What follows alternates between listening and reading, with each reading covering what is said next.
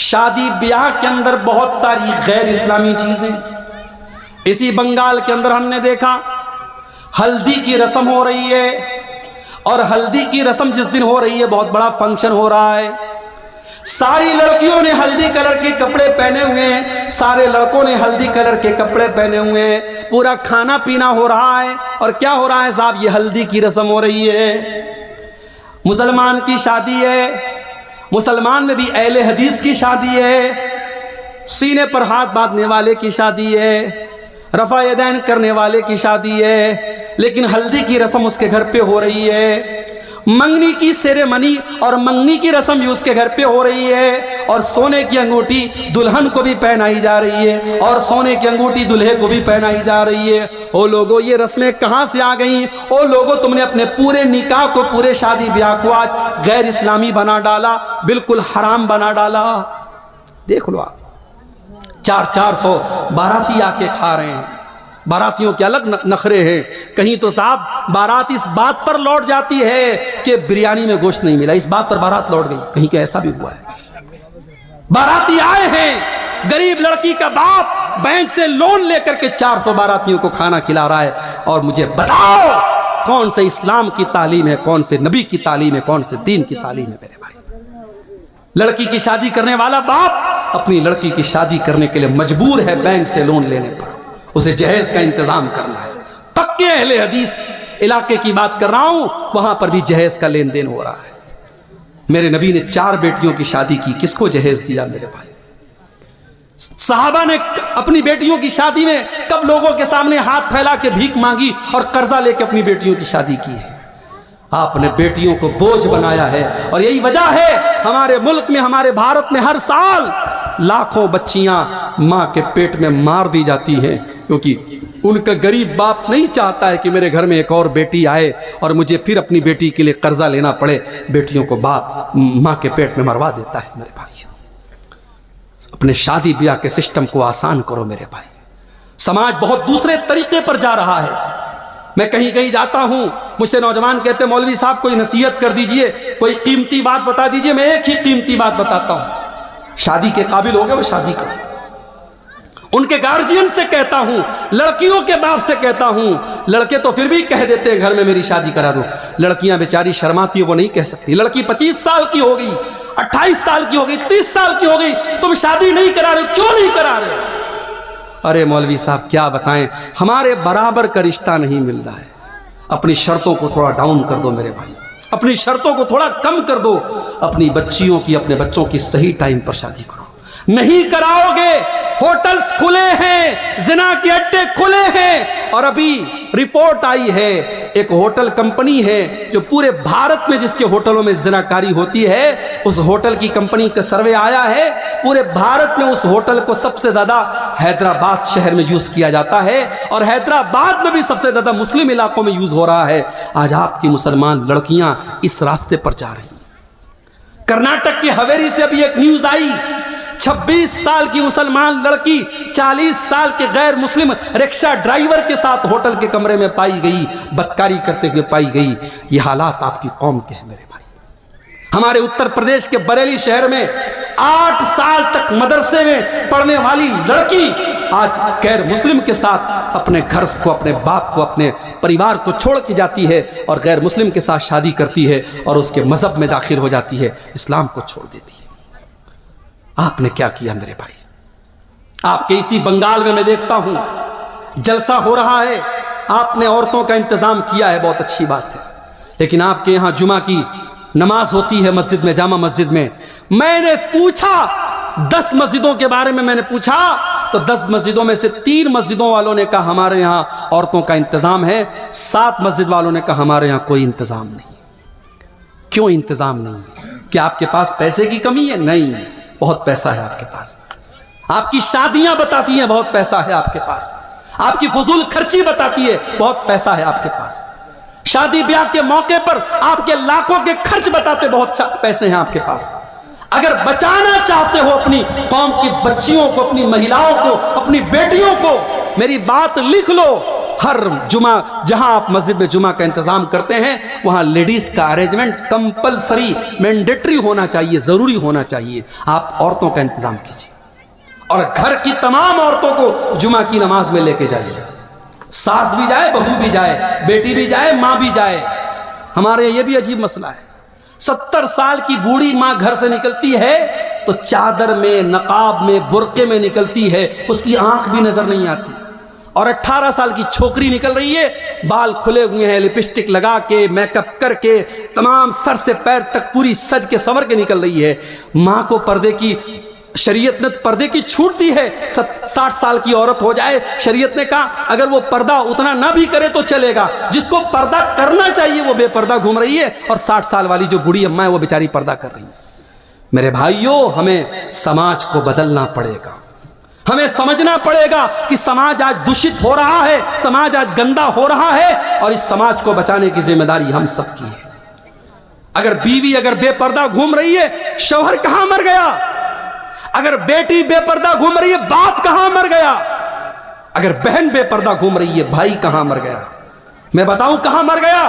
وہ بھائی خود بازار میں نظروں کا زنا کر رہا ہے، وہ باپ خود مارکیٹ میں بیٹھ کے بیڑی کا دھواں اڑا رہا ہے، اور وہ شوہر خود اپنی بیوی کو لے کر کے نمائش کرا رہا ہے اس کے حسن کی. میرے بھائیوں، آپ کو غیرت مند بننا پڑے گا، آپ کو حیادار بننا پڑے گا. اللہ کے نبی فرماتے ہیں ثلاثۃ لا ينظر اللہ عز وجل الیہم یوم القیامہ. 3 لوگ ایسے ہوں گے قیامت کے دن جن کی طرف اللہ تعالیٰ دیکھے گا بھی نہیں، بات بھی نہیں کرے گا، پاک اور صاف بھی نہیں کرے گا. نمبر 1، العاق لوالدی، اپنے ماں باپ کو ستانے والا، اپنے ماں باپ کو دکھ دینے والا، اپنے ماں باپ کو تکلیف دینے والا. مگر یہاں پہ رک جائیے. اگر ماں باپ کو کوئی صحیح بات پر آپ دکھ دے رہے ہیں، مطلب بلا وجہ ماں باپ آپ سے ناراض ہیں، شادی ہو گئی، اب ساس یہ طے کر رہی ہے کہ عورت کو کب مائکے جانا ہے کب نہیں جانا ہے. یہ کون سا اصول ہے میرے بھائی؟ یہ کون سا اصول ہے؟ کتنے گھروں میں ساس یہ بھی طے کرتی ہے کہ بہو کو کب نہانا چاہیے کب نہیں نہانا چاہیے. یعنی جوائنٹ فیملی سسٹم میں پرائیویسی نام کی کوئی چیز نہیں ہے. بہو بیچاری اپنی مرضی سے نہا نہیں سکتی. وہاں نند الگ پہرا دے رہی ہے، ساس الگ پہرا دے رہی ہے. اب وہاں پہ اگر شوہر کہتا ہے کہ میری بیوی ہے، میں نکاح کر کے لایا ہوں، یہ میری مرضی سے مائکے جائے گی، میری مرضی سے آئے گی، اب وہاں پہ ماں ناراض ہو جائے تو اس ناراضگی کا کوئی مطلب نہیں ہے. صحیح بات پر جو اسلام کے حساب سے صحیح ہے، اگر اس بات پر بھی ماں باپ ناراض ہوتے ہیں تو کوئی مطلب نہیں ہے. وہاں پہ اولاد کو چاہیے ماں باپ کو منانے کی کوشش کرے. لیکن ہاں، بلا وجہ اگر کوئی ماں باپ کو دکھ دے رہا ہے، تکلیف دے رہا ہے، اور اپنے عیش و آرام پر خوب خرچ کر رہا ہے، ماں کا خیال نہیں کر رہا ہے، باپ کا خیال نہیں کر رہا ہے، قیامت کے دن اللہ تعالیٰ اس کو دیکھے گا بھی نہیں. نمبر 2، والمرأة المترجلہ، وہ عورت جو مردوں کی نقل کرنے والی، مردوں کی چال ڈھال اپنانے والی ہو، مردوں کے جیسا کپڑا پہننے والی، اور مردوں کے جیسے چھوٹے چھوٹے بال رکھنے والی، اور مردوں کی شکل صورت اپنانے والی، مردانہ چال چلنے والی لڑکی. اور نمبر 3، الدیوس، وہ بے غیرت مرد، الذی یقر فی اہلہ الخبث، جس کے گھر میں بے حیائی ہو رہی ہو، جس کے گھر میں بے پردگی ہو رہی ہو، اور اس بے غیرت مرد کو کوئی فرق نہ پڑتا ہو. تو مرد اگر بے غیرت ہے تو صرف عورت ذمہ دار نہیں ہے، مرد بھی ذمہ دار ہے. میرے پیارے ساتھیوں، آج ہماری شادی بیاہ میں کیا ہو رہا ہے؟ ویڈیو ریکارڈنگ ہو رہی ہے. دلہن کے کمرے میں کیمرہ مین آتا ہے اور دلہن کے ہر پوز کو وہ ریکارڈ کر رہا ہے، ہر اینگل سے وہ ریکارڈ کر رہا ہے. دلہن کی سہیلیاں اور گھر کی جوان لڑکیاں دلہن کے آس پاس بیٹھی ہیں، اور یہ ویڈیو کیمرہ والا بیچارہ ویڈیو ریکارڈنگ کر رہا ہے. اور یہ اس شادی میں مولوی صاحب نکاح پڑھا کے دعا کرتے اللہ تعالیٰ اس نکاح میں برکت دے دے. کہاں سے برکت آئے گی؟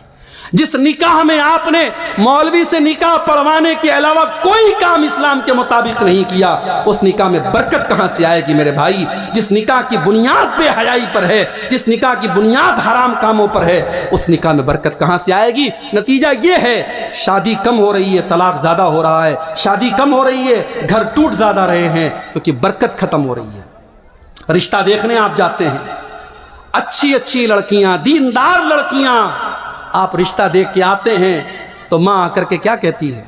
رشتہ تو بہت اچھا تھا، لڑکی کا کلر تھوڑا سا ڈاؤن تھا، تھوڑا سانولی تھی۔ ارے اللہ کی بندی، یہ کوئی سانولی ہے، کوئی گوری ہے، کوئی کالی ہے، یہ رنگ کس نے بنائے؟ اللہ نے بنائے۔ اس پہ انسان کا تو اختیار نہیں ہے نا۔ کسی کی 3 بیٹیاں ہیں، 2 بیٹیاں بڑی گوری چٹی ہیں، ایک بیٹی کا رنگ تھوڑا سا سانولا ہے، تو کیا اس سانولی لڑکی بیچاری اس کو ریجیکٹ کر دیا جائے؟ بیچاری پڑھی لکھی ہے، دیندار ہے، نمازی ہے، صرف رنگ ڈاؤن ہونے کی وجہ سے اس کو ریجیکٹ کر دیا جائے؟ یہ کون سا انصاف ہے میرے بھائی؟ ہمیں اپنی سوچ کو بدلنا پڑے گا۔ ان غریب بچیوں کو آج دینداری کے باوجود ریجیکٹ کیا جاتا ہے، نتیجہ یہ نکلتا ہے جب سمے سیما پار ہو جاتی ہے وہ لڑکیاں غلط راستے اٹھاتی ہیں۔ آج سماج میں آپ یہ منظر بھی دیکھیے میرے بھائی، کوئی لڑکی، کوئی عورت بیوہ ہو گئی، اس کے شوہر کا ایکسیڈنٹ میں انتقال ہو گیا، 1 سال کا بچہ ہے، بیوہ ہو گئی۔ اب سماج کیا کہتا ہے؟ صاحب ارے عورت ہے، بچے کے سہارے زندگی گزار لے گی۔ میں کہتا ہوں دنیا کا سب سے بڑا جھوٹ ہے یہ، دنیا کا سب سے بڑا فراڈ ہے یہ۔ ایک بچے کے سہارے عورت زندگی گزار لے گی؟ اس کی جوانی، اس کی عزت، اس کی خواہشات، اس کی ڈیزائرز، اس کا کوئی مطلب نہیں ہے۔ اس سماج کو ہمیں بدلنا پڑے گا۔ مطلقہ اور بیوہ عورتوں کی شادی کا بھی ماحول پیدا کرنا پڑے گا۔ جو لڑکیاں، جو عورتیں جوانی میں بیوہ ہو گئی، جوانی میں مطلقہ ہو گئی، ان کی شادی آپ نہیں کرائیں گے، غلط راستے وہ چنیں گی اور سماج میں گندگی پھیلے گی اور پھیل رہی ہے۔ میرے پیارے ساتھیوں، شادی بیاہ میں یہ بہت ساری چیزیں ہیں جن کی ہمیں اصلاح کرنے کی ضرورت ہے۔ سب سے پہلے تو آپ رشتوں میں دینداری کو ترجیح دیجیے۔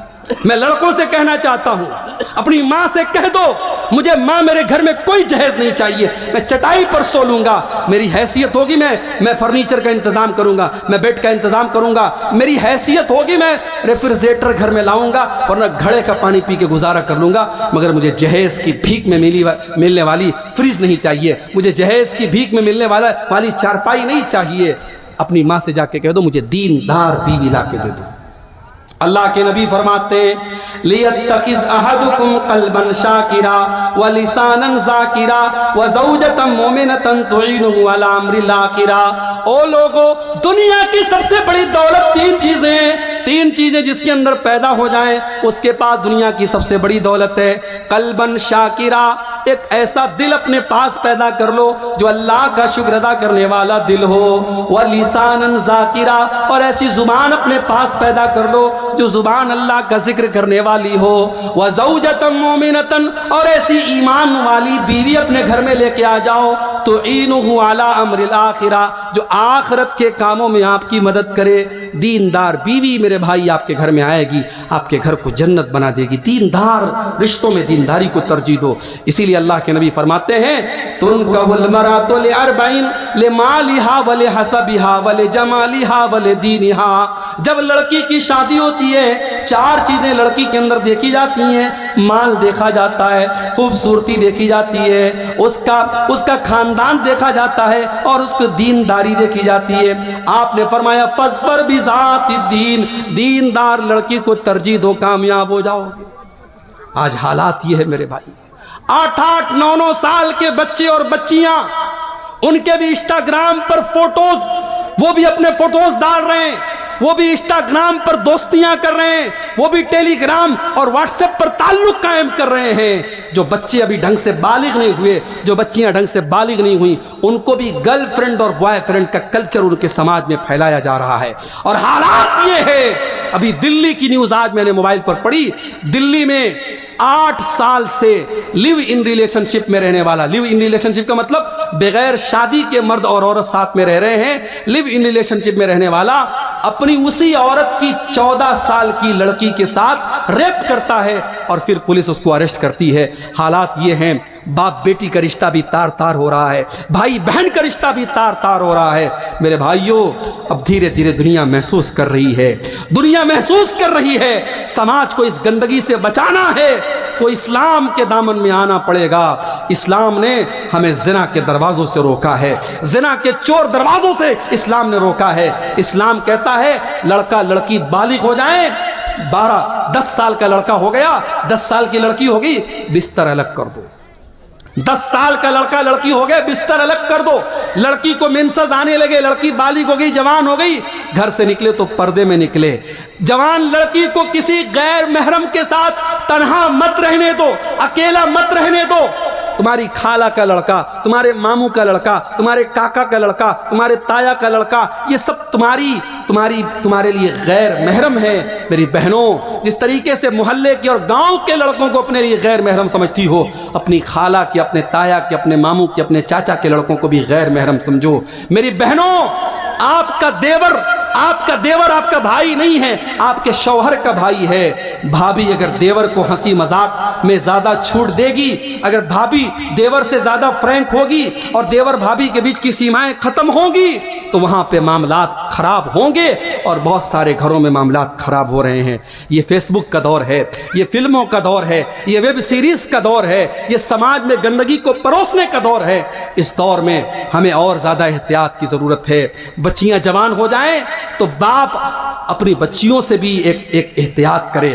بچیوں کو چاہیے جب وہ جوان ہو جائیں، باپ بھی آئے تو اپنے دوپٹے اور اپنے کپڑے کا دھیان رکھیں۔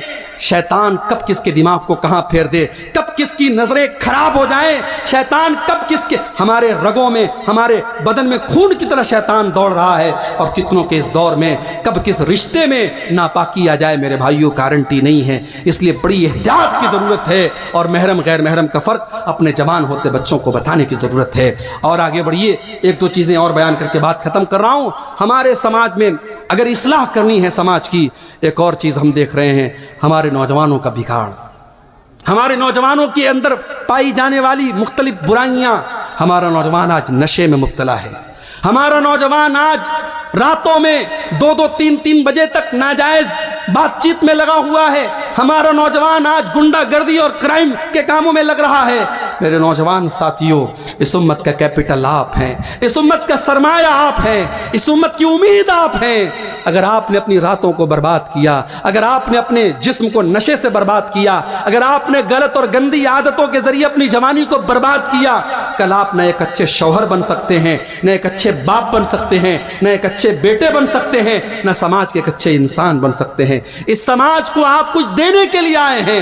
اللہ قرآن میں کہتا ہے، کنتم خیر امت اخرجت للناس، اے مسلمانوں، تم دنیا کی سب سے بہترین کمیونٹی ہو، تم دنیا کے سب سے بہترین سماج کے لوگ ہو، تمہیں دنیا کے لیے کچھ دینے کے لیے بنایا گیا ہے، تم سماج کو کچھ دینے کے لیے آئے ہو، تم مانوتا کا کلیان کرنے کے لیے آئے ہو، تم مانوتا کو نجات دینے کے لیے آئے ہو، تم مانوتا کو جہنم کی آگ سے بچانے کے لیے آئے ہو۔ میرے نوجوانوں، اپنی رسپانسبلٹی کو سمجھو، اپنے کرتویہ کو سمجھو، اپنی ذمہ داری کو سمجھو۔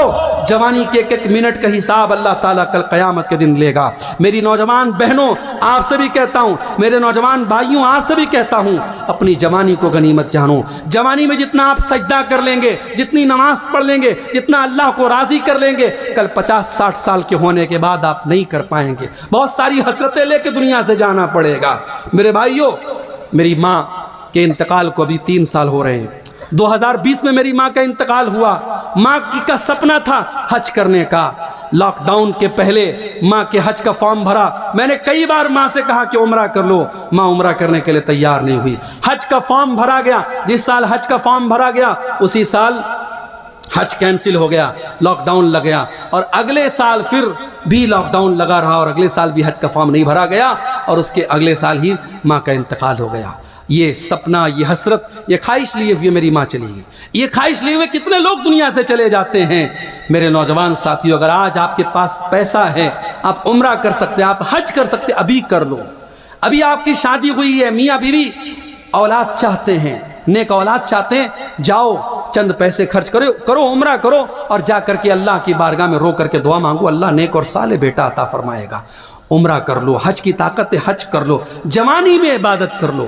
واللہ میں نے روتے ہوئے دیکھا ہے 70 سال کے 60 سال کے بوڑھوں کو، جب وہ حج کرنے گئے، وہ بیچارے ویل چیئر پہ دوسرے ان کو طواف کرا رہے ہیں، وہ بیچارے ہوٹل سے حرم میں جانے کی طاقت نہیں ہے، وہ کمرے میں بیٹھ کے نماز پڑھتے ہیں۔ وہ روتے ہیں کہ کاش ہم نے جوانی میں نماز پڑھی ہوتی، ہم نے جوانی میں حج کیا ہوتا، ہم نے جوانی میں اللہ کی عبادت کی ہوتی۔ اللہ کے پیارے نبی فرماتے ہیں، اغتنم خمسا قبل خمس، 5 چیزوں کی قدر کرو 5 چیزوں کی آنے سے پہلے۔ شبابک قبل حرمک، اپنی جوانی کی قدر کرو بڑھاپے کے آنے سے پہلے، وصحتک قبل سقمک، اپنی تندرستی کی قدر کرو بیماری کے آنے سے پہلے، وغناک قبل فقرک، اپنی دولت کی قدر کرو اپنی غریبی کے آنے کے پہلے، وفراغک قبل شغلک، اپنے سمے کی قدر کرو اپنے ویست ہونے سے پہلے، اور پانچویں چیز وحیاتک قبل موتک، اپنی موت کے آنے سے پہلے اپنی زندگی کی قدر کرو۔ میرے نوجوانوں، اس امت کو بڑی امیدیں ہیں، اپنی نوجوانی کی حفاظت کرو۔ اسی طریقے سے سماج کی اصلاح کا ایک روپ یہ بھی ہے کہ وراثت میں جس کا جو حق ہے وہ دے دو۔ آپ کی بیٹیاں بھی آپ کی وراثت کی حقدار ہیں۔ جو پراپرٹی آپ نے بنائی ہے، جو زمین آپ نے خریدی ہے، جو پیسہ آپ نے کمایا ہے، آپ کے مرنے کے بعد آپ کے بیٹوں کے ساتھ ساتھ آپ کی بیٹیاں بھی اس کی وارث ہیں۔ بیٹیوں کو آپ نے جہیز دے دیا، اس کا مطلب یہ نہیں کہ بیٹیاں آپ کی پراپرٹی کی وارث نہیں بنیں گی۔ اور بھائیوں سے کہتا ہوں، باپ کے مرنے کے بعد اگر آپ نے اپنی بہنوں کو ان کی پراپرٹی میں، ان کے باپ کے ترکے میں حصہ نہیں دیا تو کل قیامت کے دن اللہ آپ کی گردن پکڑے گا۔ کل قیامت کے دن اللہ کیا آپ کی گردن پکڑی جائے گی۔ اللہ نے وراثت کا مسئلہ جب بیان کیا تو قرآن میں کیا فرمایا؟ وَتِلْكَ حُدُودُ اللَّهِ، میرے بندو یہ وراثت کے جو قانون بیان کیے جا رہے ہیں یہ اللہ کا بنایا ہوا قانون ہے۔ وَمَن يُطِعِ اللَّهَ وَرَسُولَهُ يُدْخِلْهُ جَنَّاتٍ تَجْرِي مِن تَحْتِهَا الْأَنْهَارُ، جو اللہ کی اطاعت کرے گا، جو رسول کی اطاعت کرے گا، اللہ اسے جنت میں داخل کرے گا اور وہ جنت میں ہمیشہ ہمیش رہے گا۔ وَذَلِكَ الْفَوْزُ الْعَظِيمُ، اور یہ بہت بڑی کامیابی ہے۔ وَمَن يَعْصِ اللَّهَ وَرَسُولَهُ وَيَتَعَدَّ حُدُودَهُ يُدْخِلْهُ نَارًا خَالِدًا فِيهَا، اور جو اللہ کی نافرمانی کرے گا، جو رسول کی نافرمانی کرے گا اور جو اللہ کے قانون کو توڑے گا، اس کو اللہ جہنم کی آگ میں ڈالے گا اور وہ جہنم کی آگ میں ہمیشہ رہے گا۔ وراثت کے سلسلے میں اگر آپ نے اللہ کا قانون توڑا ہے، اللہ جہنم کی وعید سنا رہا ہے۔ میرے بھائیوں، وراثت کو صحیح طریقے سے جو حقدار ہیں ان کو دے دو۔ اللہ کے نبی فرماتے ہیں لَتُؤَدُّنَّ الْحُقُوقَ إِلَىٰ أَهْلِهَا، او لوگوں تم لوگوں کا حق ان کو دے دو ورنہ قیامت کے دن تمہیں دینا پڑے گا۔ حَتَّى يُقَادَ لِلشَّاةِ الْجَلْحَاءِ مِنَ الشَّاةِ الْقَرْنَاءِ، قیامت کے دن سینگ والی بکری سے بھی قصاص لیا جائے گا اگر اس نے بغیر سینگ والی بکری کے اوپر ظلم کیا ہے۔ تو وراثت کو صحیح طریقے سے بانٹ دو۔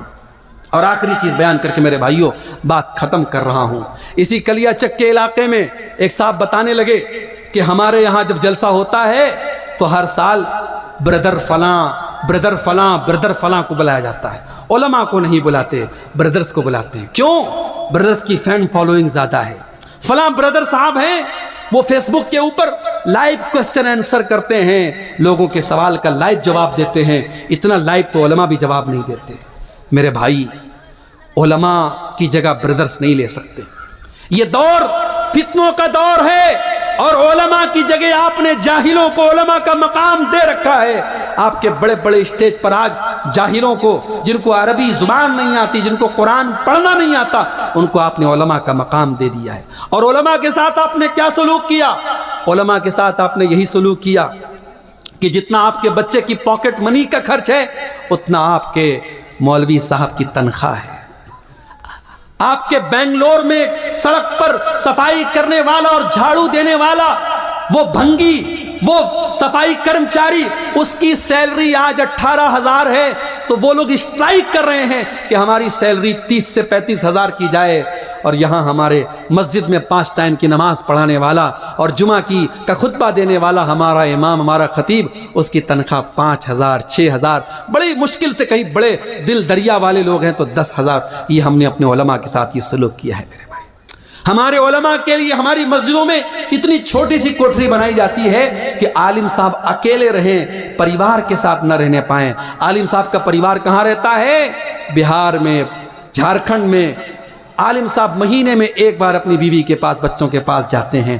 میرے بھائیوں، آپ کو اپنے بچوں کے ساتھ اور پریوار کے ساتھ رہنے کا ادھیکار ہے تو اس امام صاحب کو، اس عالم صاحب کو کیوں نہیں ہے؟ ان کے بچے اپنے باپ کے جیتے جی یتیم کیوں بنے ہیں؟ ان کی بیوی اپنے شوہر کے جیتے جی بیوہ کیوں بنی ہیں؟ اس کا حساب بھی ہمیں قیامت کے دن اللہ کی بارگاہ میں دینا پڑے گا۔ اپنے علماء کا خیال رکھو میرے بھائی، اپنے علماء کی ضرورتوں کا خیال رکھو۔ ان کو اتنی تنخواہ کم سے کم دو وہ عزت کی دال روٹی کما سکیں، وہ عزت کے ساتھ دنیا میں زندگی گزار سکیں، اور جو کام عالم کا ہے وہ عالم سے کراؤ، وہ مقام کسی غیر عالم کو مت دو۔ اللہ کے پیارے نبی فرماتے ہیں کہ قیامت کے پہلے وہ دور آئے گا، اللہ تعالیٰ دنیا سے علماء کو اٹھا لے گا، حتیٰ اذا لم یبق عالما، یہاں تک کہ جب سارے علماء ختم ہو جائیں گے، اتخذ الناس رؤوسا جہالا، لوگ جاہلوں کو اپنا مفتی بنا لیں گے، فسئلوا فافتوا بغیر علم، اور جاہلوں سے لوگ فتویٰ پوچھیں گے اور وہ خوب فتویٰ دیں گے۔ آپ کے بنگال میں جاہل مفتیوں کی بڑی بھرمار ہے، جس کے یوٹیوب پر 1 لاکھ سبسکرائبر ہو گئے، بہت بڑا علامہ بن گیا صاحب۔ اس کے سبسکرائبر کی تعداد اور یوٹیوب چینل پر اس کو لائک کرنے والوں کے، اس کے فالوورز کی تعداد کے حساب سے یہ طے کیا جاتا ہے کہ وہ کتنا بڑا علامہ ہے۔ نہیں میرے بھائی، یہ ضروری نہیں ہے کہ یوٹیوب پر فالوورز اور ویورز کی تعداد کے حساب سے۔ میں یوٹیوب چینل والے موجود ہیں، میں بڑے صاف الفاظ میں کہتا ہوں، ان کا کام صرف اپنی ویورشپ بڑھانا ہے۔